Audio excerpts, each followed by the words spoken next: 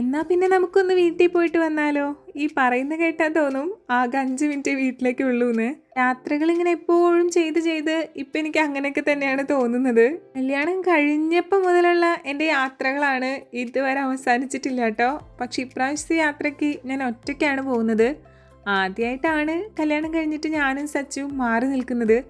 അങ്ങനെ വലിയ ഫീലിങ്സ് ഒന്നുമില്ല, എന്നാലും ഒരു ചെറിയ സങ്കടം ഉണ്ടോയെന്ന് വെച്ചാൽ ഉണ്ട്. പക്ഷെ ഞാൻ എൻ്റെ വീട്ടിലോട്ടാണല്ലോ പോകുന്നത്, അതുകൊണ്ട് തന്നെ എൻ്റെ സങ്കടം ആലോചിക്കുമ്പോൾ അങ്ങ് ടാലിയായി പോവും. ട്രെയിനിൽ കയറി കുറച്ച് കഴിഞ്ഞപ്പോഴേക്കും ഞാൻ മാസ്ക് ഒക്കെ എടുത്ത് വെച്ചു കേട്ടോ. കാരണം വേറെ ഒന്നുമല്ല, എൻ്റെ അപ്പുറത്തിരുന്ന ആൾക്കാർ ഫുഡ് കഴിക്കാൻ തുടങ്ങി.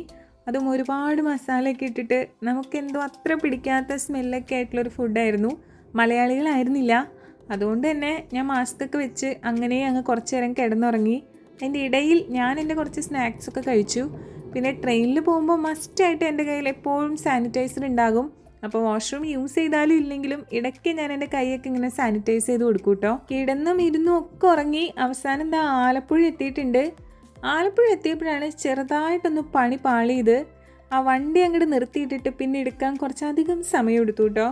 അപ്പം ഞാനിങ്ങനെ ട്രെയിനിൻ്റെ ചെയിനും അവിടെ ഇരിക്കുന്ന കുപ്പിയും റെയിൽപ്പാളവും കുന്നും മലയും ഒക്കെ നോക്കിയിരുന്ന് അങ്ങനെ ലാസ്റ്റ് വീണ്ടും ട്രെയിൻ ഓടിത്തുടങ്ങിയിട്ടുണ്ട്.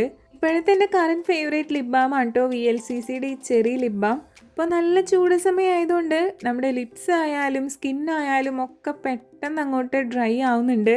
നമ്മൾ ഡീഹൈഡ്രേറ്റഡ് ആവും. നല്ല പോലെ വെള്ളവും കുടിക്കണം. അങ്ങനെ കാത്തിരുന്ന് നമ്മൾ എറണാകുളത്ത് എത്തിയിട്ടുണ്ട്. എൻ്റെ സ്റ്റോപ്പ് ആലുവയായിരുന്നു കേട്ടോ. അങ്ങനെ ആലുവയിൽ നിന്ന് നേരെ ഊബർ പിടിച്ച് വീട്ടിലെത്തി. അപ്പോഴേക്കും അമ്മ ദാ പൊതിച്ചോറൊക്കെ കെട്ടി വെച്ചിട്ടുണ്ടായിരുന്നു. നമ്മുടെ വീട് കാണുമ്പോൾ എന്ത് മനസ്സുഖമാണല്ലേ. പിന്നെ അമ്മയുടെ കൈ കൊണ്ടുണ്ടാക്കിയ അടിപൊളി ഭക്ഷണവും പിന്നെ നമ്മുടെ മാത്രം കട്ടിലേക്ക് കയറി കിടന്ന ഒരു ഉറക്കവും. ഇതിൽ കൂടുതൽ ഇനി എന്ത് വേണമല്ലേ.